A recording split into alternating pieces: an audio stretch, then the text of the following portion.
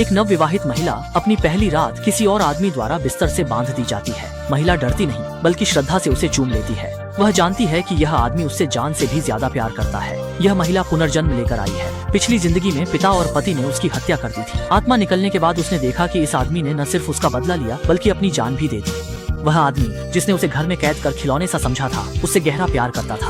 अफसोस, उसने प्यार जताने का तरीका गलत चुना। मरने से पहले भी वह आदमी दुआ करता कि अगली जिंदगी में उसे एक बार और देख सके। महिला के दिल में टीस उठी। उसने कसम खाई कि अगर अगला जन्म मिला तो वह उस आदमी के साथ सब कुछ फिर से शुरू करेगी। ऊपर वाले ने मुराद सुन ली। अगले पल महिला का पुनर्जन्म हो गया और वह उस समय लौट आई जब उसका मंगेतर उससे शादी का प्रस्ताव कर रहा था। अपने मंगेतर के बनावटी चेहरे को देखकर उसे तुरंत याद आया कि पैसे के लिए उसका मंगेतर उसकी कब्र के सामने जीजी के साथ उलझा था। इस जन्म में वह अंधाधुंध शादी का प्रस्ताव नहीं मानेगी, इसलिए उसने जोरदार थप्पड़ उसके चेहरे पर मारा। अपना घूंघट उतारकर उस आदमी पर फेंक दिया। उसके हैरान चेहरे को देखकर पलटकर चली गई। उसने तय किया कि वह तुरंत सीईओ के पास लौट जाएगी, क्योंकि वह चोरी छुपे निकली थी। लेकिन वह अभी कुछ कर भी नहीं पाई थी कि सीईओ उसे ढूंढते हुए आ गया। म्यान, अब तो तुम्हारी हिम्मत भी बढ़ गई है, बाहर आकर गैर मर्दों से मिल रही हो। ओह ओह,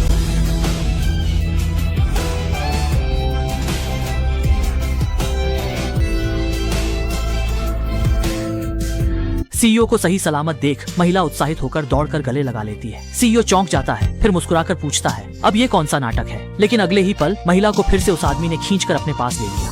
इसके बाद वह आदमी उससे सवाल करता है कि उसने उसकी आंखों के सामने किसी और आदमी को गले लगाने की हिम्मत कैसे की। लेकिन महिला गुस्से में उसे झटक देती है और मुड़कर सीईओ की बाहों में जा गिरती है। सीईओ भी चुप नहीं रहता, एक लात मारकर उस आदमी को गिरा देता है। फिर उसके सामने ही महिला को कंधे पर उठाकर शान से चला जाता है। आदमी गुस्से में है पर कुछ कह नहीं पाता। काश सीईओ उस महिला को मार डाले ताकि वह अपने ससुर की मदद से कंपनी हड़प सके, पर उसे पता नहीं कि ये सब उसकी ख्वाहिशें हैं। सीईओ तो महिला को चोट नहीं पहुंचा सकता। वह नाराज है कि महिला बार बार उससे दूर जाने की कोशिश करती है। महिला पर अपनी छाप छोड़ने का इरादा बना चुका है। वह चाहता है कि महिला उसी की रहे, लेकिन हैरानी है कि महिला में विरोध नहीं दिखता, बल्कि वह खुद आगे बढ़कर उसे चूम लेती है और कहती है कि अब वह कभी नहीं भागेगी। लेकिन आदमी को यकीन नहीं होता। उसे लगता है महिला की चाल है। अगले ही पल महिला हथकड़ी खोलने को कहती है कि उसके हाथ में दर्द हो रहा है। आदमी जानता है कि महिला इसी बहाने भागने की कोशिश करे, लेकिन फिर भी वह उसकी हथकड़ी खोल देता है क्योंकि वह नहीं चाहता कि महिला को चोट लगे। अगले ही पल महिला अचानक उस पर झपट पड़ती है। एक रात सीईओ के सीने पर महिला के नाखूनों के निशान छा जाते हैं।